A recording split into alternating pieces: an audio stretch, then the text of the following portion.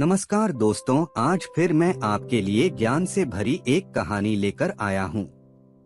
ये कहानी है गौतम बुद्ध और एक दुखी भिखारी के बीच की बुद्ध मोरल स्टोरी, जिससे जीवन का बहुत अच्छा ज्ञान मिलता है। एक बार महात्मा बुद्ध एक गांव में अपने शिष्यों सहित घने पेड़ की छांव के नीचे बैठे थे। आसपास के गांवों से बहुत से लोग अपनी मानसिक समस्याएं लेकर महात्मा बुद्ध के पास आ रहे थे। महात्मा बुद्ध उन सब की मानसिक परेशानियों का समाधान देते। सब लोग खुशी खुशी अपनी समस्याओं का समाधान पाकर वहां से लौट रहे थे। वहीं से कुछ दूर बैठा लोगों को बुद्ध के पास जाते देख एक दुखी भिखारी अपने भाग्य को कोसता हुआ यही सोचने लगा कि अभी कुछ देर पहले तो ये लोग दुखी मन से मुंह लटकाए उन महात्मा के पास गए थे, और अब इतना खुश होकर कैसे वापस लौट रहे हैं।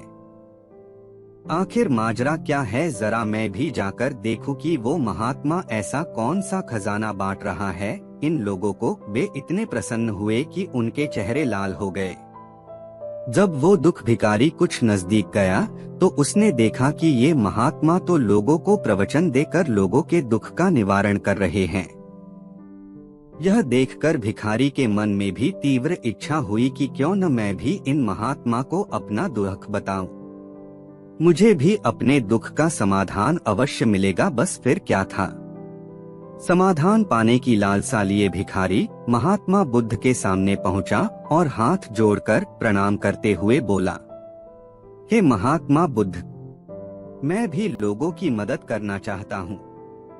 मुझे लोगों की मदद करने की बहुत इच्छा है, लेकिन मैं कैसे मदद कर सकता हूँ। मैं बहुत गरीब हूँ। मेरे पास न तो पैसे हैं और न ही कोई ऐसी चीज जिससे मैं किसी की मदद कर सकूं। मैं कोशिश करने पर भी किसी की मदद नहीं कर सकता। मुझे भगवान ने इतना गरीब क्यों बनाया। हे महात्मा, मुझ पर कुछ कृपा करो। इतना बोलते हुए भिखारी रोने लगा। महात्मा बुद्ध बोले, आप बहुत अज्ञानी हैं, क्योंकि आप अभी तक इस भ्रम में जी रहे हो कि तुम्हारे पास कुछ नहीं, जबकि दूसरों को कुछ देने के लिए तुम्हारे पास बहुत कुछ है। तुम बिना धन और वस्तु के भी दूसरों की मदद कर सकते हो।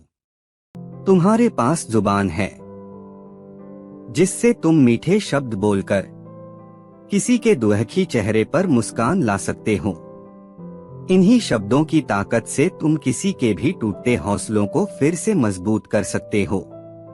इन शब्दों की शक्ति से आप किसी के भी मन में सकारात्मक विचारधारा के बीज बो सकते हैं और उसे गलत रास्ते पर जाने से रोक सकते हैं।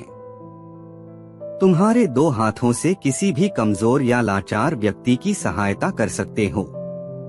आपके दो आंखें किसी अंधे को रास्ता दिखा सकते हैं। तुम किसी के लिए दुआ कर सकते हो। यह हो सकता है कि उनके बुरे काम फिर से हो जाएं। आप किसी के अच्छे स्वास्थ्य की कामना कर सकते हैं, लेकिन अज्ञानतावश तुम अब तक इस बात को समझ नहीं पाए और इस भ्रम में अब तक जीते रहे कि तुम्हारे पास मदद करने के लिए कुछ नहीं। किसी की मदद करने के लिए धन और वस्तु का होना अनिवार्य नहीं है।